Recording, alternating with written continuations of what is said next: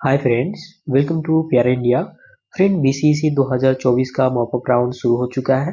जो भी बच्चे 2024 में बीसीएसई एंट्रेंस एग्जाम दिए हुए थे, जिनको फर्स्ट राउंड या सेकेंड राउंड में कॉलेज नहीं मिला या जिनको कॉलेज मिला है मनपसंद कॉलेज या कोर्स नहीं मिल पाया है, तो उन बच्चों के लिए अच्छा मौका है, मॉपअप राउंड में शामिल हो सकते हैं। मॉपअप राउंड में शामिल होने के लिए सिंपल सा तरीका है, आप लोग को अपना roll number, date of birth डालकर लॉगिन करना होता है और लॉगिन करने के बाद आपको सिर्फ विलिंगस सबमिट करना है, जिसपे हम वीडियो बना चुके हैं। आपको अगर शामिल होना है तो उस वीडियो को देखकर आप अपना भी विलिंगस सबमिट कर लीजिएगा। विलिंगस सबमिट करने के बाद आपको ये पता होना चाहिए कि कितने सीटों पर एडमिशन हो पाएगा, यानी कि कितने सीटें फर्स्ट राउंड और सेकेंड राउंड के बाद खाली है। तो यहाँ पे उसका डेटा जारी कर दिया गया है, जो कि सीट मैट्रिक्स है। जैसा कि आप लोग देख सकते हैं, BCC 2024 seat statement vacant seat है, यानी कितने सीटें खाली रह गई हैं मॉपअप राउंड में जो एडमिशन होगा।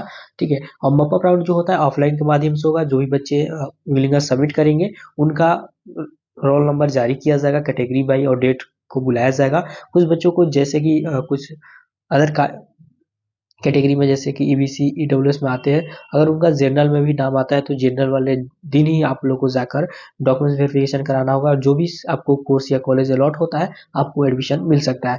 मगर उससे पहले ये जानना जरूरी होगा किस कॉलेज में किस कोर्स के लिए कितने सीटें खाली रहती है। एक बात और ध्यान में रखना है आप लोग को कि जो भी बच्चे इस बार मॉपअप राउंड में जाएंगे, अगर उनका रोल नंबर जारी हो जाता है और मॉपअप राउंड में शामिल होंगे, तो वहाँ पे बीसीसी ऑफिस जाएंगे तो ये बात जरूर रखेंगे कि फर्स्ट राउंड और सेकेंड राउंड के कितने रैंक तक के बच्चों को कौन सा कोर्स या कॉलेज मिला है, उसका डेटा जारी किया जाए, यानी कि ओपनिंग और क्लोजिंग रैंक जारी किया जाए, जिससे कि आप लोग को पता चल सके कि कितने रैंक तक के बच्चों को गवर्नमेंट कॉलेज में एडमिशन हो पाता है और कौन सा कोर्स में।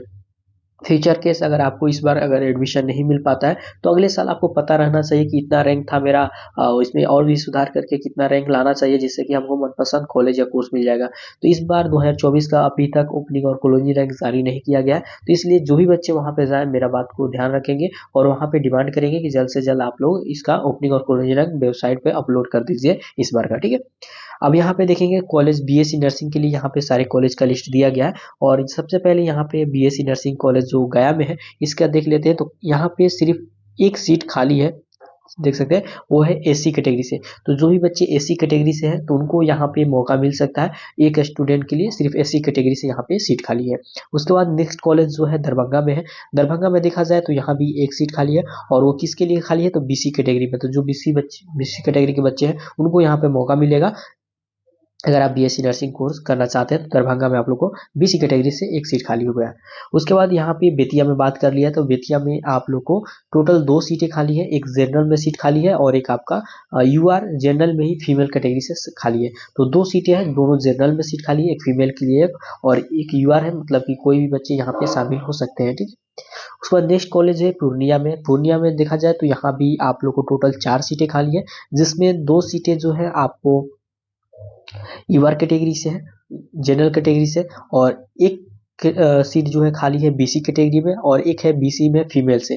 तो यहाँ पे यूआर और बीसी कैटेगरी वाले बच्चों को यहाँ पे फायदा मिलने वाला है, और डीक्यू कैटेगरी से भी 2 सीटें यहाँ पे खाली है जो कि पूर्णिया में। ठीक है, तो इसी में जनरल वाले सीट में से ही काट कर आप लोग को 2 सीटें यहाँ पे दिया जाता है डीक्यू कैटेगरी में। तो डीक्यू कैटेगरी वाले बच्चों को यहाँ पे मौका मिलने वाला है। और एक यहाँ पे और ध्यान देना है, दरभंगा वाले कॉलेज में भी एक डीक्यू के लिए सीट खाली है। तो डीक्यू वाले जो बच्चे हैं यहाँ पे उनके लिए 3 सीटें यहाँ पे खाली है बीएससी नर्सिंग में, अगर एडमिशन लेना चाहते हैं।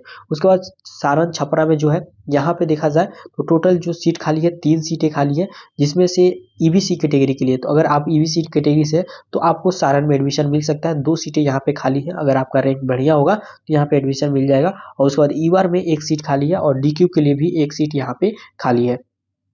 उसके बाद देखा जाए भागलपुर, भागलपुर में टोटल सीट की संख्या जो है 4 सीटें खाली है, जिसमें से 2 सीटें हैं यूआर कैटेगरी में और एक सीट है एसी कैटेगरी से फीमेल के लिए। ठीक है, तो अगर आप एसी कैटेगरी से आते हैं, फीमेल है, तो आप लोगों को यहाँ पे मौका मिल जाएगा। और उसके बाद एक सीट जो है ईडब्ल्यूएस के लिए यहाँ पे खाली है भागलपुर में। उसके बाद नेक्स्ट कॉलेज है मुजफ्फरपुर। मुजफ्फरपुर में यहाँ पे देखा जाए तो एक सीट यहाँ पे जो है आपका बीसी कैटेगरी में खाली है और 4 सीटें जो है ईबीसी कैटेगरी से खाली है। तो यहाँ पे सबसे ज्यादा सीटें खाली है ईबीसी बच्चों के लिए, 4 सीटें यहाँ पे अभी बाकी है। तो ईबीसी कैटेगरी वाले बच्चों को फायदा होने वाला है। उसके बाद ईडब्ल्यूएस फीमेल के लिए एक सीट यहाँ पे खाली है मुजफ्फरपुर में। और फिर डीक्यू के लिए देखा जाए तो 2 सीटें यहाँ पे मुजफ्फरपुर में खाली है। ठीक है, नेक्स्ट कॉलेज है पावापुरी नालंदा। यहाँ पे एक सीट मात्र खाली है, वो है आपका फीमेल से ईडब्ल्यूएस में। तो यहाँ पे सिर्फ फीमेल से अगर ईडब्ल्यूएस से कोई है कैटेगरी के फीमेल है कैंडिडेट, तो यहाँ पे एडमिशन इनको मिल जाएगा। अब एनएमसीएच पटना जो है लास्ट कॉलेज बचा है, और यहाँ पे कोई भी कैटेगरी में भी सीटें खाली नहीं है। तो एनएमसीएच पटना का सारा सीट फुल हो चुका है। इसके अलावा यहाँ पे सारे कॉलेज हैं, इसके अलावा तो यहाँ पे कुछ कुछ सीटें खाली हैं। अब देख लेते हैं ओवरऑल। तो ईवार के लिए यहाँ बीएससी नर्सिंग अगर करना चाहते हैं तो ईवार में 6 बच्चों का मौका मिल सकता है। उसके बाद ईवार के फीमेल कैटेगरी से एक स्टूडेंट को, एससी कैटेगरी से एक स्टूडेंट, एससी कैटेगरी फीमेल से एक स्टूडेंट के लिए सीट खाली है। उसके बाद बीसी कैटेगरी से 3 सीटें खाली है, बीसी कैटेगरी फीमेल के लिए एक सीट खाली है, ईबीसी में 6 सीटें खाली है। उसके बाद देखा जाए ईडब्ल्यूएस में एक सीट खाली है, और ईडब्ल्यूएस फीमेल के लिए 2 सीटें खाली है। इस प्रकार से टोटल 22 सीटें हो रहे हैं, और इसमें से डीक्यू के लिए 6 सीटें खाली है। बीएससी नर्सिंग में अगर आप एडमिशन लेना चाहते हैं तो यहाँ पे आप लोगों को मौका मिल सकता है। उसके बाद बी फार्मा वाले बच्चों के लिए, जो कि गुलजार पटना कॉलेज है, यहाँ पे देखा जाए तो टोटल 12 सीटें खाली हैं, और इसमें ईवार के लिए 2 सीटें खाली है। ठीक है, ईवार के लिए 2 सीट है। फिर ईवार फीमेल के लिए एक सीट है। उसके बाद एससी फीमेल के लिए भी एक सीट यहाँ पे खाली है।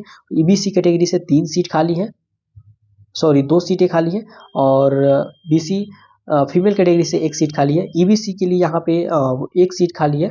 उसके बाद ईडब्ल्यूएस में एक सीट खाली है।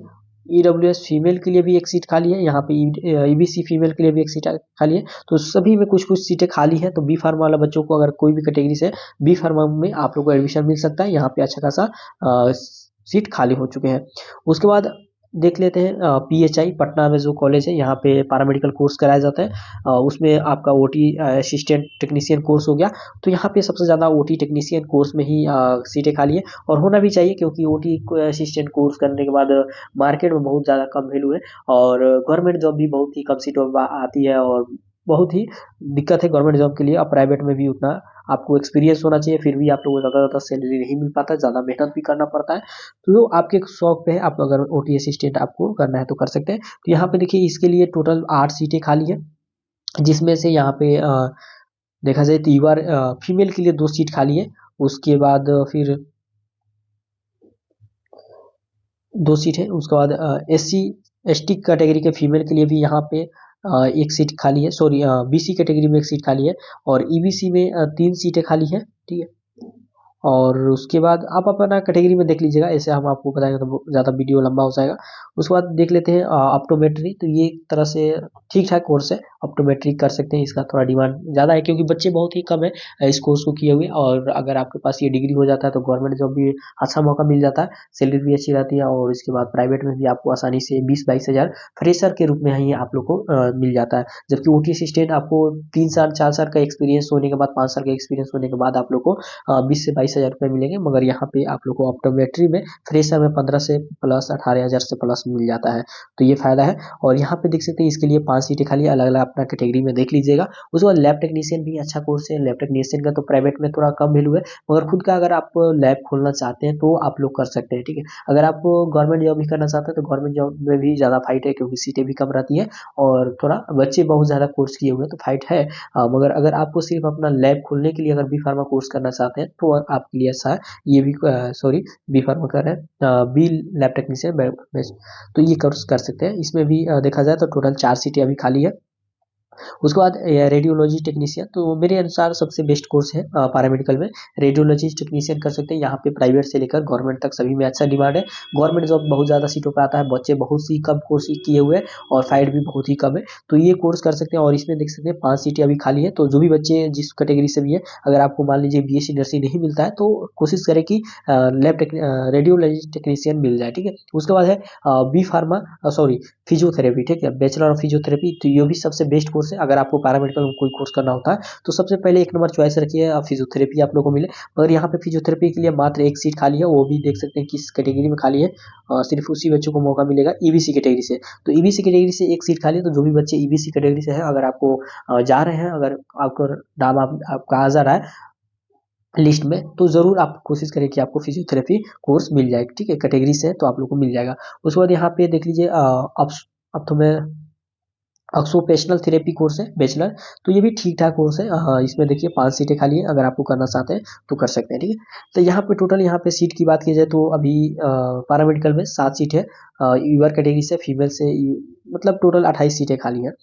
तो अभी भी बात किया जाए तो 62 सीट खाली है, तो यहाँ पे 62 बच्चों को अभी एडमिशन का मौका मिल सकता है। तो जो भी बच्चों का नाम आए जरूर आप लोग जाए वहाँ पे अपना कैटेगरी से या यूआर से जो भी रैंक से हो आप लोग एडमिशन ले लें, जिनको जो कोर्स मिलता है अगर आपका मनपसंद हो तो। और एक बात जो हम आप लोगों को बोले, ओपनिंग और क्लोजिंग रैंक जारी करने की बात जरूर रखेंगे जो भी बच्चे काउंसलिंग में शामिल होंगे तो फ्रेंड वीडियो बस इतना ही। वीडियो हेल्पफुल लगे तो लाइक और शेयर जरूर करें, और इस वीडियो से संबंधित जो भी आपके डाउट्स है कमेंट बॉक्स में रख सकते हैं। टेलीग्राम और इंस्टाग्राम का लिंक डिस्क्रिप्शन बॉक्स में मिल जाएगा, वहां से फॉलो करके जुड़ सकते हैं और बातें कर सकते हैं। तो फ्रेंड वीडियो में थैंक यू।